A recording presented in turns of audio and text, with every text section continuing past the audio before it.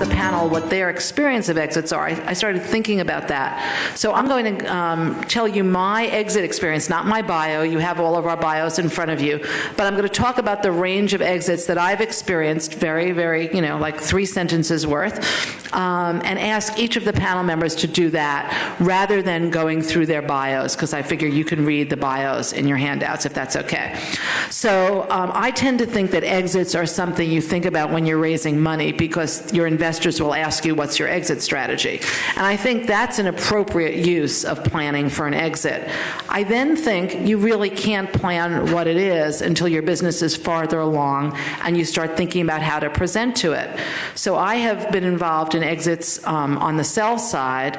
I'm the founder of Parenting Magazine, and it was so weird, our exit, because it was pre-planned with a strategic investor and done in such an unusual way that it's been a Harvard case study for 20 years. I just dated myself. And so at that one end of the spectrum, I had a sort of one-off. I don't think there's ever been an exit quite like it. On the other end of the spectrum, I had the final exit of closing the lights on a company that I started, TBD, that lost $9 million of my money and my investors' money. We're not going to talk about those exits because you really don't need to plan for those. And then there's a variety of exits. I've been involved in IPOs, and we're going to talk a little bit about that. But there are people on this panel who actually know what they're talking about. I've been there in the founder seat, as I think some of you are, trying to figure out, okay, how do I make this business worth something, and what's it going to look like at the end of that?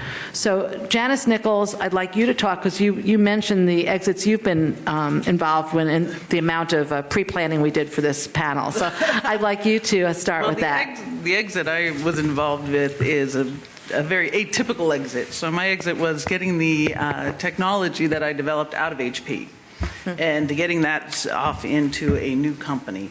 But in doing that, there was a requirement to make a business plan. And I have a different take on the exit plan. I think exit plans are very important. I view an exit plan as a goal. If I want to be here at this point in time, and I'm going to pitch to that, and I'm going to say I have these milestones I'm going to meet to grow a business to be this big, and in that over this period of time I'm going to meet these technical milestones, I'm going to meet these business milestones. You need to have a goal of where you're going, and that goal can change and likely will. And the path you get there will change, but for you to get to that point, you have to make decisions today, and if you have a goal of where you're going, it will impact what actions you take down. And I think that's very important, even if that may change, and even if it may go completely left field from where you thought it was going to go. I think it's an important exercise to have a plan all the way through the business. If you're going to attract talent to your company, you have to have a plan of where you're going to be, because they want to make money in the end too. And so if you're going to attract top talent, you have to have an exit plan that they can sink their teeth into and can buy on to. So I have a different view of exit plans. Oh, no, I think they're excellent to have. How many times did yours change? Well, they were circumstances changed where one was going with the company, right? Between what was the plan for my spinning out the company versus a plan of licensing the company, et cetera. So it changed a couple different times. Good. Mm-hmm. Okay. Well, let's circle around to the panel, and then we'll come back and ask some other questions. So Wendy Lee, the only person I know on the panel, is the CEO of a really successful company, and so I think this is a really interesting time to ask Wendy her past exit experiences, but also how a CEO of a venture-backed, highly successful startup thinks about that as she's in the everyday struggles to make her company even bigger. So, yeah. As it relates to my current role, I think one thing obsessively every day, and that is how to make customers happy, and as a result of that, how to grow the business. So that I hate for that to sound too mom and apple pie, but that's just how I am. And whether they're free customers or standard customers of big enterprises, I'm very focused and always have been on that. And that works well with a company called Get Satisfaction, right? Now, perspective, though, very different which is kind of cool for us to come from different backgrounds. I have been involved in 3 very different kinds of exits, which had nothing to do with venture capital. And I think that's important for all of us because probably some folks in here are venture-backed, maybe others are bootstrapped. I would like to address those of you that are bootstrapped with an eye towards maybe even one day you taking venture capital. But the first business I was involved with as an entrepreneur owner was a services-based business. And we didn't, our capital was from customers and from our own credit and the mortgage of our own home. And that's a way to do it. I'm telling you, it worked well for us. So we, at a point, decided to be acquired by another company. It was a roll-up stage. So it was the kind of business that you could roll up lots of services businesses. And we did that very well. So we owned 100% of something, my partner and myself, and then we owned a smaller percent of a bigger thing. And I remember that anxiety, right? But that was a type of exit, right? It was parlaying, leveraging the success you had into something else, right? That was bigger and made the whole bigger. And therefore, in that same year, we also were acquired by Siebel Systems. So here we go, 2 bootstrap companies coming together to make a bigger thing. We ended up creating a $50 million business on our own backs. Then that business was acquired by a publicly held software company. It was a pure stock deal, not cash, which in these days where everybody's frothy and excited about real cash, we were happy with their stock because their stock was doing very well. And so that was very different, right? And as an entrepreneur in that kind of business, again, we were very focused on customers. We had a plan. You're exactly right. It would have driven me crazy not to have a plan, a path, a phased growth plan. But it wasn't an exit so we could return capital. It was an exit so we could even bring more value to each other, to our customers, and by the way, then it happened the way it happened, which was not investment banker led or led by us. It happened. It was one of those things in a conference like this. We met up with some folks from Siebel, and they were customers, and they said, hey, how about it? And we did it, right? It was a big deal, very big deal. And now, though, how I think about exits is, of course, different because I have a fiduciary responsibility to think about bringing value to all the folks that have invested over the years and get satisfaction, including myself. And I don't mean just money, I mean time as well. And so I do think about that as a strategy, as an overall arching thing, even as I'm building value every day in the company. So to do that, you have to look at the market. There are a lot of things to consider. But I really like the fact you talk about the goal of it, because I think that's really what keeps us going, is thinking about that goal. That's my perspective, the old-fashioned way. And Christine Heron, you are really on the buy side almost on exit strategies, right? Oh, that sounds so sophisticated. I am so not that sophisticated. You were Miss Bill. You the go buy for side.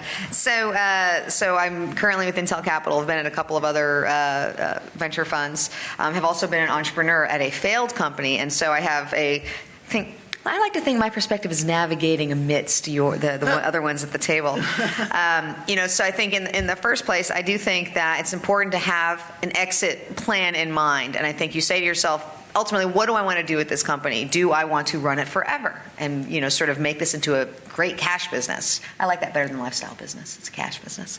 So do I want to do that? Do I want to do something with a very small team, no outside capital, maybe a little bit of outside capital, and then, sell it off and go make something else because I like to do something new every couple of years, right?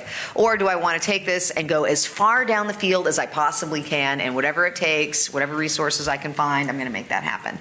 And so decide which one of those you want is my perspective, but then you don't think about it anymore. As Wendy said, you just focus on building the best business And the reason you made that plan, even if it's a very light type of plan, is to be thoughtful about, what kind of funding do you want to bring in over the life of the business? Because obviously, if you have no interest in growing a company, for 7 years and then trying to sell it or take it public, you really should not be out raising venture capital. That's right.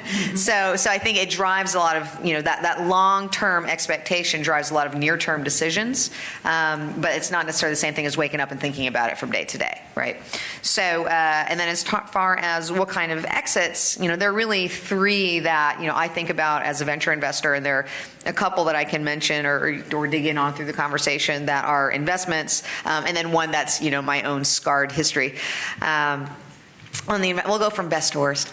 So, I'm the last one. So if you look at Mint.com, which is a company that we found at First Round Capital, they were acquired by Intuit last year, had a very nice exit. Of course, there's all sorts of buzz about how it could have been better because they could have gone more down the field. But certainly it was a great return for everyone involved. Sort of this thing, public company, publicly released acquisition value, $170 million. The company had, realistically raised about $30 million. They had raised a little bit more right towards the end. They played a nice game of chicken with Intuit. It was great. We can talk about it as it becomes useful. It was great chicken. It was great chicken. So that's one type of exit. There's another one, a company called Sendori, which was acquired by IAC the year prior. Now, the year prior was a very different year in the market. And this was a company that didn't have the kind of traction that Mint had. Mint is, basically it was like Quicken Online and basically kicked Quicken's butt. Sendori was a way for folks to take advantage of all those parked domains and, do advertising with them, right? So it was more of a technical thing. And with these guys, it was a sale basically for the technical platform rather than the audience, so it's a much lower valuation in this situation. And going through and doing all of that work to basically get your money back is a very different experience from playing the chicken and trying to twist the dials. And hey, we don't need to do the acquisition; we can keep going. Right. So they're two very different, styles to bring to an exit conversation. And then the last one I would talk about, again, that's my own experience, is, basically when you do fail. And no one wants to fail. No one wants to fail. No one likes to plan for that exit. But that's kind of the same way. I don't really plan for my house to burn down, but I have house insurance. Right. So I think that, so clearly you don't think about that from day to day. But it's good to know how you're going to handle that. So, what is your plan if you have a bunch of debt? What are you going to do with that debt in the case you need to shut your business down? What is the magic number? And you should know what the magic number is for, when you've crossed the line and you no longer have enough money in the bank to pay, your current payroll or, things like that sort of. So there is some thinking you have to do about those issues, and you sort of check in and do a sanity check there from time to time. But, again, it's just like making sure you have health insurance. You just have to do it. And I can talk. I was mentioning to Kim beforehand, I was like, yeah, I remember sending out all those letters telling people their notes were not going to get paid back. It was not a good experience. Unfortunately, I must have done an okay job because they still talk to me. So that's nice. So anyway, that's what I've got to talk about. Well, it's funny you say that because I now work with a Swedish startup called Scout, which is mobile flirting, or the decline of Western civilization, as my friends call it. And when I started working with Scout, a very close friend of mine had just become U.S. ambassador to Sweden. He's actually a blogging ambassador, a CNET colleague named Matthew Barzan. And Matthew wrote one of his first blog posts as an ambassador saying, why don't startups work in Sweden that well? And it was because the first startup conference he went to had the 5 steps to starting a business, and the 5th one was how to turn the lights out. And he said, you wouldn't see that on a whiteboard in the U.S., but I think maybe between Christine and me we'll remind you that you might want to have a little bit of a... And I think cultural attitudes, and this is one of the reasons there are so many more startups in the U.S., is we have a very different approach to failure than other places, such as Europe, right, where if you failed, forget about it. And here it's like, okay, next one. What's the next thing I'm going to do? We don't see it as final. Right. It's like yeah. It failed. I am not a failure. And we separate those things here. Yeah. And that's not. We're very good at containing We're that. very like that.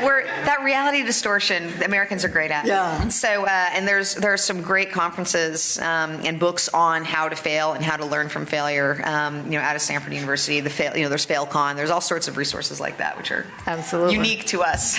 So anyhow, I think you see a gamut of experience here, and we did not have a lot of time to prepare an organized panel. So I think what'll make it really fun is if we get a little feedback from the audience right now as to what you want us to cover, because you've got sort of 4 big mouths that will answer any questions and share. I wrote a book that was full of naked truths, so I expect people to really get down and dirty at conferences and tell the truth and not just the pretty exits.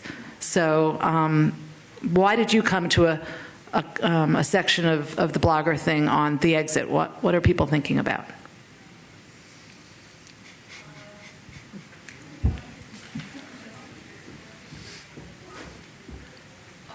My name is Wendy. I want to know, how do you recognize that you are at a failing state, or you need to start executing that exit strategy? How can you tell? Okay, and I hope we can move off this soon. I'm one of those entrepreneurs. I founded a few companies, and I've bought a bunch of companies. When I was at CNET, we were doing a lot of acquisitions. So I don't ever think about failure, actually. I didn't have a failure strategy. I didn't have insurance. I did all the dumb things. I don't know that many founders spend a lot of time thinking about failure. But once you're in it, once you've made the commitment and you're doing it, I guess when I started thinking about failure on TBD, which was my first and hopefully last, it was when I sort of was able to get everything done that I needed to do in one day. And as a founder of a consumer-based company, if you've got something that the consumers are really loving, your days never end. So having that work-life balance was a really bad signal to me. That's so well put. Well, I think there's some other considerations is looking at, what's your burn rate? Yeah. And how much money do you have in the bank? Payroll. And then payroll. But also, even in terms of acquisition, it's really important. So my husband was in a startup, and they had, J&J came to look at them. They wanted to buy them. They were very interesting. Did their due diligence, looked at their financials, said, oh, they got 6 months left in the bank. They walked away for 5 months and then took them at a complete, discounted rate, when they were desperate. And then they had, all the preferred stock. We were talking about that came in. We were able to at least get in on that. So that was a nice thing. But to hold them over. So there's, time to get ahead. You want to look ahead to make sure you're not stuck in a hard place and can be taken advantage of by the 800-pound gorilla. And when things aren't going well, it's wonderful to be in sync with your investors. I was really lucky. I had raised venture capital, and we all saw the writing on the wall a long time in advance. So I was able to explore exits to media companies and exits to competitors who had actually done worse than we had but hadn't run out of money yet. So there are all sorts of really ugly exits that we were able to explore. But as ever, just like with beginning, at the end, when you're in sync with your investors, you will be very happy, because even in a bad situation, that can work well. I mean, I got thank you notes from investors, and I lost every friggin' dime that they put in. So going back to the desired successful exit, and Thank the you. fiduciary responsibility to deliver that for your investors, what do you feel as a CEO that you can best do to ensure that exit? I'm going to give that one to you. What can I best do? So let me go up the ladder a little bit, because I already started about acquiring and keeping your customers happy, and in some lines that's just baseline in Maslow's hierarchy. The number one thing I can do every day is pay attention to the market.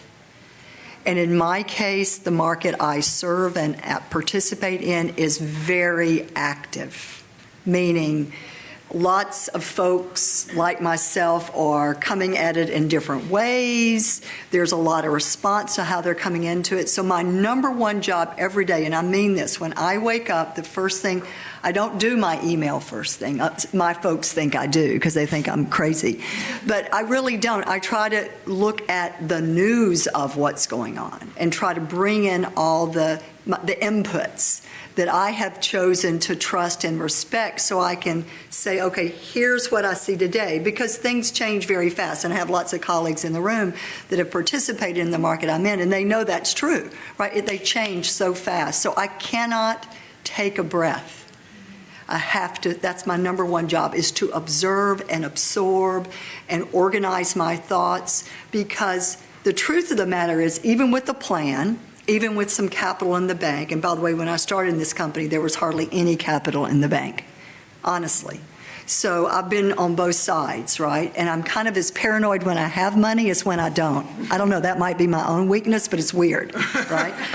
And I think that paranoia really stems from the market. That's my number one job, is to look at that all the time, and then to call down the strategies and the actions based on what I see happening at that moment, and without making people crazy about whipsawing around, right? I mean, so you have to have some steadiness, but that's my number one job. That gives me, that is my job, is to pay attention to that and then apply that knowledge to the moves of the day, the week, the quarter, the year, and to keep those signals. And that's a big job. I don't know. Maybe it's just the market I'm in, but it's a big job because there's so much happening. And then from there, it's doing what we have to do, which is, plan and execute and review and make sure that all those pieces are coming together. And when things fall off, and boy, do they, they're deep holes, and you think, how could we be in such a mess today? You have to pick that back up and get back to all the signals and keep that strategy going forward. But it is I will say, and I've got an investor in the room, so I'll be very sensitive to this, but I will say it is being the CEO of a venture bank, and I'm not the founder, okay, so keep that in mind, but being an investor of this company is a significant responsibility every minute of every day, right? It is not a part-time lifestyle thing. This is really serious work. Yeah. So how much of your time do you feel needs to be externally facing versus the internal operations in order to keep track of the market? Wow. And the opportunities? Great question. I'm in month 25, and the first year, and Christine was on my board, so she knows this well. The first year, it was just slog out internal stuff. I had so much to learn and so much to contribute. I could not get out. I could have never done anything like this. My head was in that business all day long. And I don't mean the spreadsheets and PowerPoint of it, but with people. We only had 8 people, but we have 50,000 customers. Right? It's a lot. That was year one, and I remember the turning point. It was like, and this has nothing to do with raising money. I just remember the point where I needed to get out a little bit and meet folks that were doing it, right? Other folks, not just other CEOs. I never had time for that. I was just like, no, I can't go have coffee. I can't. I'll kill myself, right? I'll be worried, right? But now that I have a team, because that's what money gives you, then the team builds that up, and then of course if you're going to hire good people, you have to expect them to do good work. And so now I'm kind of not, you can't back off, but I'm just in a different space about it, and that feels good. But you're checking in all the time, just like I've done today, right? You're not micromanaging it. You're just making sure all the things you're hearing and seeing are being applied at the right way, and that you're moving the ball forward every day, especially because the market moves. We're getting behind even as we sit here. We're behind. People are like, oh, high five, we closed a big one. No, not enough, right? And so that's the scary part. Does that help? And just I wanted to color that a little bit. So when we brought in Wendy as the CEO at Get Satisfaction. Is that what you did? You brought me? Do you know how many hooks we tried to put into your flesh? So, yes. There's more. There's a whole panel just on that. So when we successfully enticed Wendy into becoming the CEO of Get Satisfaction, a big part of that was because Wendy was such a phenomenal externally facing CEO, and her ability to work with partners, to work with customers, and I think one of the things that was very frustrating, sort of right after you came in, was that it took so long of the internal facing stuff, because we are wasting the CEO's talents. Her talents, not that you came to the internal, but you're so good at the external, and there was all this stuff internally that needed to be, kicked into shape. That we just could not wait to get through that, to say, wow, I'd love to unleash this woman externally. because, as a tactical, getting back to your original question, as a tactical basis, you need to know exactly where you fit into the ecosystem you're in. Amen. So, for example, if you're going to get acquired, are you getting acquired because of your audience? Are you getting acquired because of your platform? Are you getting acquired because of your team? Going public is a fairly more straightforward set of metrics. It's like, are you hot and have you got momentum? Okay, great. So understanding exactly why someone would acquire you and who in that ecosystem, that's going to enable you sort of on a, let's call it month-to-month basis, make sure you're cultivating the right relationships. I tell you what, you get to that end and you've got 6 months before you're out of cash and there's Johnson & Johnson. Well, you should have been cultivating everyone else that might have been an acquirer too, because you can't get to the end and then all of a sudden try to create those relationships. You have to already have them in place. So that's a whole bunch of small steps. And I also think it's I'm not the CEO, thank God, of Scout, which is this mobile company. I'm the chair of the board. I'm his coach. I'm trying to help him not make my mistakes. And what I watch with these very young founders, he just turned 30, is especially if you're in a really frothy space like mobile location-based services like we are, a lot of what passes for external is just noise. It's not signal. It's the meetings. It's the schmoozing. It's the brat pack of angel investors. We don't have those, so I can say that. It's a lot of stuff that really has nothing to do with whether you're building a valuable business. And there's a lot of external focus on what was this one's valuation that is really not relevant to you, even when you're fundraising. That's not that relevant. So I think that there's a lot of sort of blocking and tackling that you need to do, and if you're in a really hot space, that becomes hard. So we're very early days, and I like to see our CEO focused on our customers as opposed to buzz, but you have to balance it because you've got to recruit engineers and you have to do things that follow the buzz, and fundraising is part of that. So I think it's a tricky balance. In regards to an exit strategy for somebody like in our industry, which is, I'm in publishing. Oh, sorry. I talk really loud anyway. But I'm in publishing, so what we think we know right now is that in brand awareness, when you have somebody like Martha Stewart or Oprah or Rachel Ray, their brand is so strong and they're doing so well, but their exit strategy isn't quite as good because it's hard to sell a personal brand, right?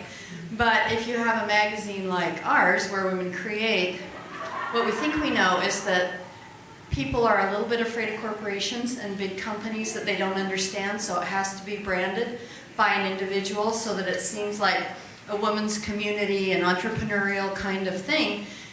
So it helps and hurts your exit strategy, right? So what do you do in something like that? Because somebody my age wants an exit strategy.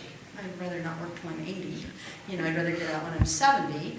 So the personal branding works while you're going, but how do you handle that with an exit strategy? It's called escrow.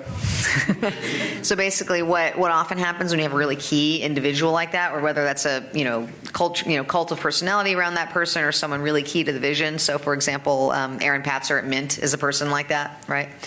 He's the CEO of Mint. So often what will happen in that scenario is, in the acquisition, they'll say, okay, we're going to put X percent of your acquisition price into an escrow account, and who's got to wait and who can get theirs now, right? And often what happens is whoever that personality is, they've got a long time, they've got to earn out. So they get sort of locked in, they get the golden handcuffs phrase, that's what that's for. It's exactly to address that issue. And since I negotiated or tried to the Martha Stewart startup, I can tell you nothing should be based on that. It was really one of a kind, and not in a good way. So. I wanted to actually ask, you guys are all really, you're all really passionate, and I think when I hear exit strategy, I wonder sometimes, do people, I've been in Silicon Valley for 20 years, and I'm 10 years, and I keep hearing people talk about exit strategy, and I wonder, do you lose the passion when you're focused on that? Sometimes it just kind of makes me really sad that seems to be like the answer that they have at the end. I think it's a realistic expectation and a goal and all that, but do you think people lose the passion when they're focused on that exit strategy? I think it's just another marker of success. Yeah. It's like knowing your milestones, right? It's not exciting to think about, all the milestones that come between now and a product launch, right? But you have to think about them, be mindful. And sort of the same thing. Think about the exit strategy so you can plan and sort of keep it in mind so you know where your ecosystem is. But you're going to do that anyway, right? You're going to do that anyway for, partnership purposes and, so on and so forth. So I think that it can be part of, sort of your everyday, integral, passionate pieces of the business. It's not just the I'm done piece of the business, right?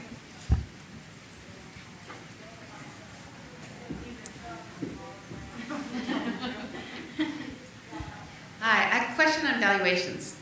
With there being not a very robust IPO market, it's a little hard to find valuations in order to compare to plan for a potential acquisition. What are you guys seeing, and how are they calculated these days? Forward, backwards, revenue, profit, what are you seeing? Black magic.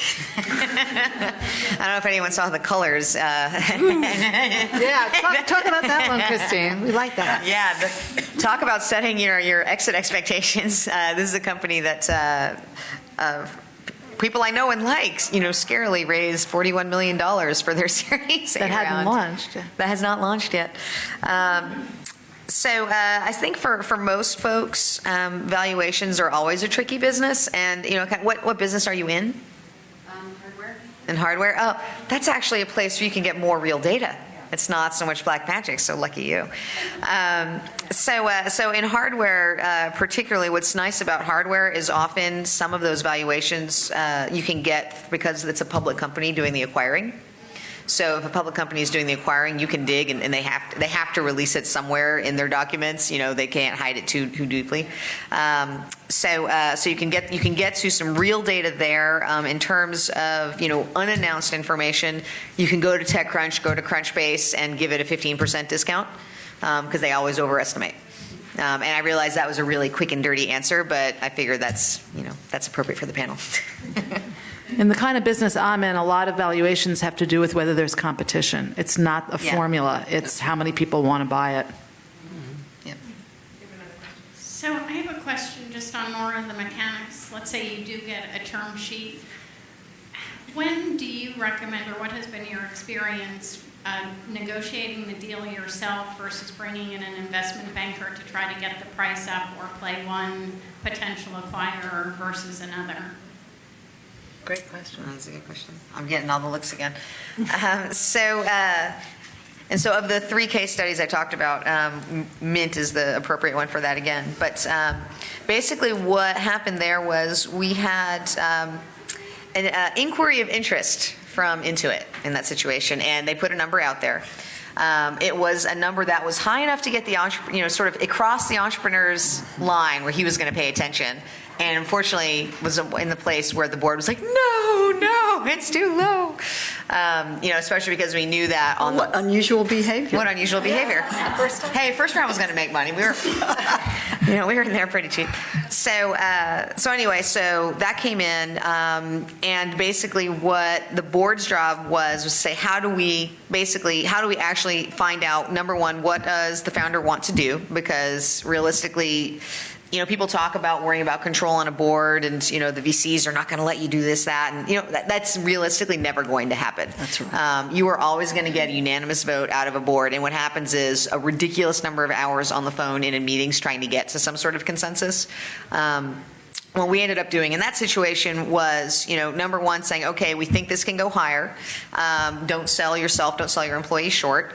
Let's figure out what the alternatives are, because you're always going to make more money, as we were saying, in a competitive situation. So the 2 ways you can get to a competitive situation are typically, number one, is there more runway? Can you see the company becoming a lot bigger, in which case another round of funding is a good competitive alternative? Okay, that's one.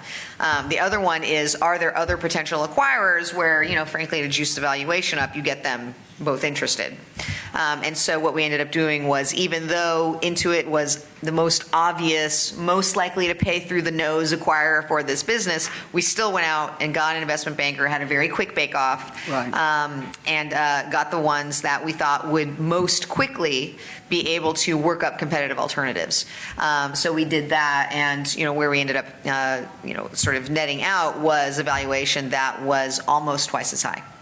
So it made a big difference to bring that banker in. Yeah. It was short. It was pretty short, so. It was a very convenient. Yeah, and there was a very convenient vacation that Aaron was going to take. So like, go to Costa Rica, go surfing. Great. So nice time to take the brother out. So I think that whole time frame, looking back, and I'm a little fuzzy because I was pregnant then, but it was probably about 3 or 4 months. So it was pretty compressed.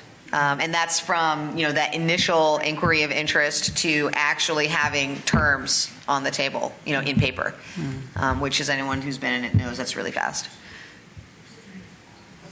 Hi, I actually just came here to see what this was all about. I stayed very close to the door, and I'm still here. Thank you. All that planning we did worked. Go on. I'm looking for elegant exit strategies or something, I don't know, very weird. I came from I implemented Oracle systems for the UN, and when I came out, I built a social networking site for diplomats and ambassadors. So I ended up in trouble with the Department of Interiors because I had to kick out all the ambassadors that were not American. So the elegant exit strategy at that point was they bought me out. So as a result of that, it was good. I found myself with 5 engineers and some money in my pocket, so I started my current company. And maybe out of frustration for not finding myself again, like naked, I started 3 companies. But now, one is building social games and doing great, and I love it, but I'm tired. The other one is a local parenting magazine and a little social network for mothers, and I love it, but I'm tired. And another one is I'm tired listening to you. a social network for Latinos, and we have 134,000 blogueros and blogueras, Latino bloggers, and I'm very tired. So at the end it's great, so it's doing great, everything, but I'm sleeping 3 hours a day, pretty much. I have 4 kids. So how do I come out an elegant exit strategy without looking like a loser? Or maybe I love your idea of seeing the exit strategy as a goal and not like a failure. I don't want to sell any of them because I do have a passion in each one of them. So please. Delegate. Yeah. You need to find someone who can take over and has a similar passion in each of the areas and be able to delegate some of the responsibility to capable hands. So you can still be in there for the fun, but let the day-to-day operations go to other capable I have hands. hired 2 CEOs for 2 of those companies. But at the same time, it's almost like they're very young, and they're just now starting to grow like this, vertically. So it's almost like the poor CEO is like, please. And I almost can't let go because I feel I have in one 17 engineers, in another one 5 community managers. So all these are families that I sort of have to support. Kind of, I have that responsibility. Maybe I'm being just stupid or something, but.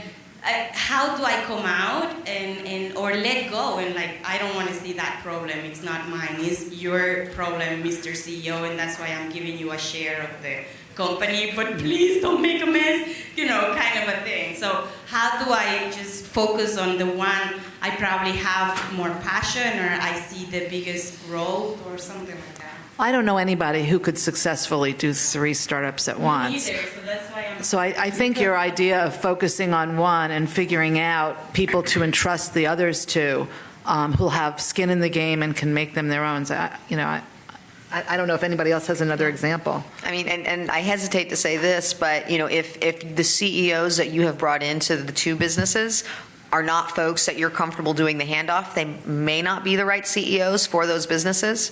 And perhaps there's another role in the organization that's important for them, and you need to find another person. But ultimately, you need to be able to step back. If you can't step back, it's not the right CEO. I don't know if you want, because you got brought in for founders that were stepping back.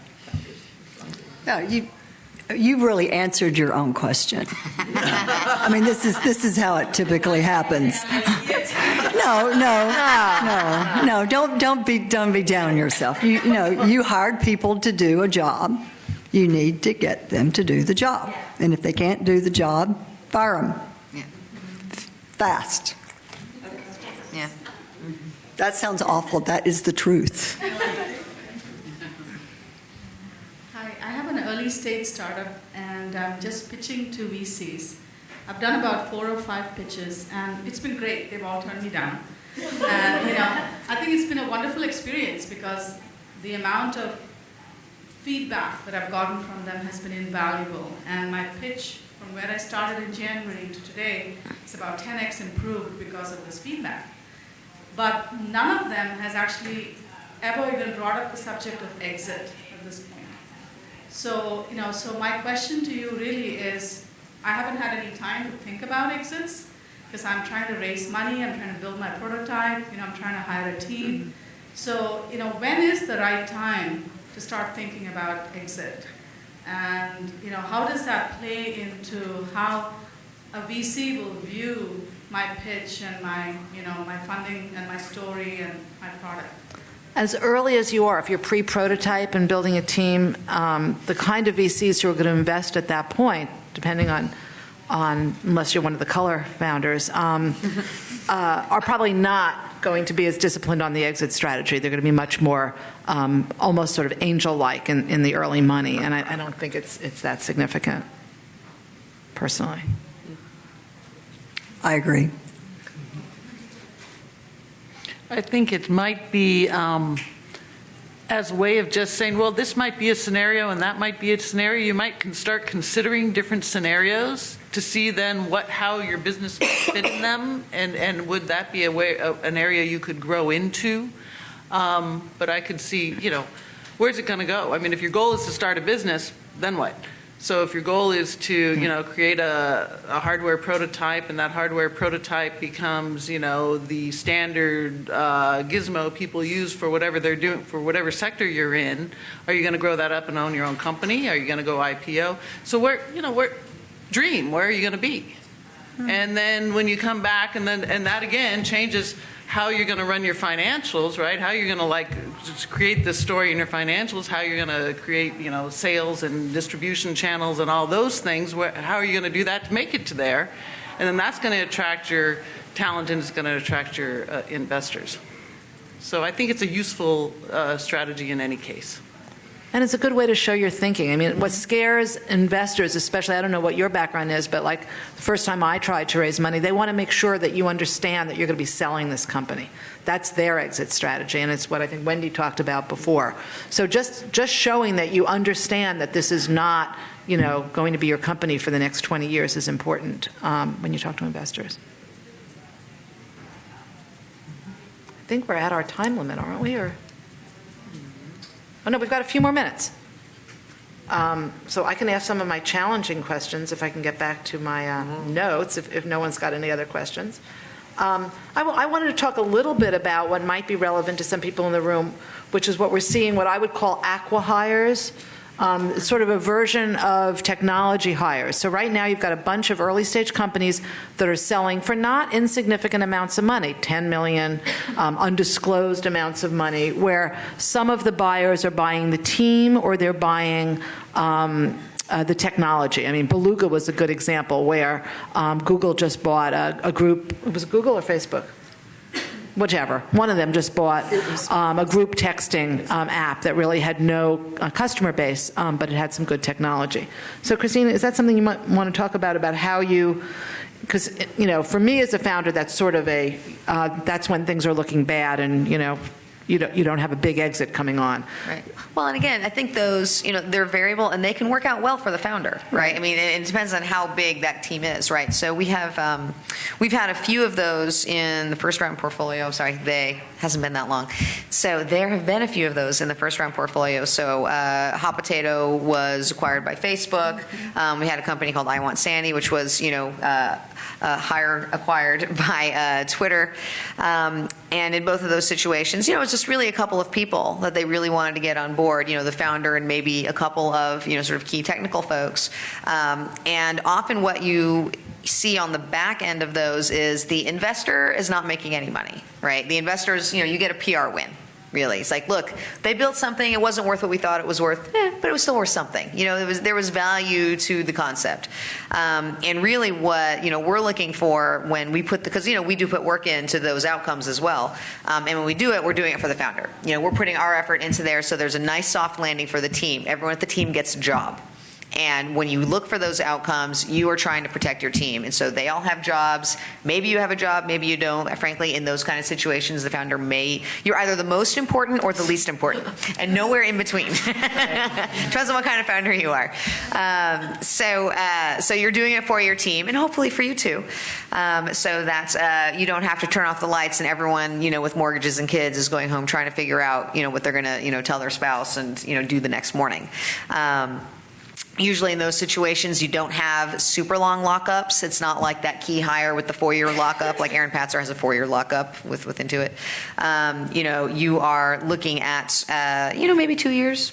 And that's a reasonable outcome. So you get out, you get a PR win. If you are a founder or an early employee, you get to say, I was part of this. I built something that had value, even if it wasn't a huge monetary win. So they're definitely worth doing for lots and lots of reasons. But the big reason is certainly not on the investor side to walk home with a big check. That's not. And I think you're an enlightened investor. I mean, what I heard from my investors with 2 acquisitions of my failed company was we would have done it for optics.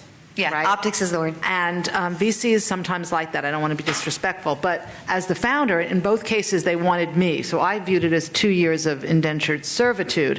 Did you have a team that you were trying to take care of, though? No, they didn't want the team. They wanted me. Oh, wow. So, they were idiots. They didn't know how valuable engineers were because they were not from Silicon Valley. But in any event, the reason I bring up the personal level is being in sync with your investors. So just like when you start the process, everybody having the same plan, right? Whether you're trying for an IPO, whether you're trying for an acquisition, whether you're hoping that it's going to be a short-term business, in which case, good luck, or you're really building for the long haul. All of those things, everything changes, the exits change, but being in sync with your investors could not be more important in a failure, just like in an acquisition. And I was very lucky personally to have investors who said, the optics don't matter to us. That's not always true. Yeah. And I think for me, I definitely care about the optics because, it's not just optics for me, it's optics for everyone that was involved with that company, right? And I think that in the case where someone doesn't want the team, which I've also seen happen, you as the founder, if you are the important shiny one that is as highly desirable, or if it's maybe you've got like 6 people on the engineering team, but they only really want 3 of them, you can often, sort of work that into your negotiation, right? To make sure everyone gets a job. Because even if they're not, maybe you don't get a premium for everybody, and there are all sorts of things you can do with the math where some people get better stock grants to make up for, the lower cost, et cetera, where, sort of they make the acquisition price for, the 3 people they care about, but you're splitting it among everybody, and then the 3 people they really cared about just get a bigger stock grant, right, in the new entity that they just joined. So there are things you can do, but, again, this is sort of where my heart is. When I was an entrepreneur, I want to take care of my team. So anything you can do to make sure the people you hire that you want, if you like them, maybe someday you want to work with them again, you try to take care of them. That's right. And that may not sound that important today, given employment in this area anyhow, but those things change really quickly. Yeah. And so taking care of your team is always important. I had one engineer who told me that he was never treated as well as he was in the folding of my business. I gave him 1 week severance. It took him a week to find a job. He was not going to be a person out of work. But how you treat your team, both financially and transparency-wise, is really important. It's really what you do as a CEO. So on that really depressing note, I want to thank you all and hope you will never have anything but really, really good exits. Positive exits. Positive exits. So thank you.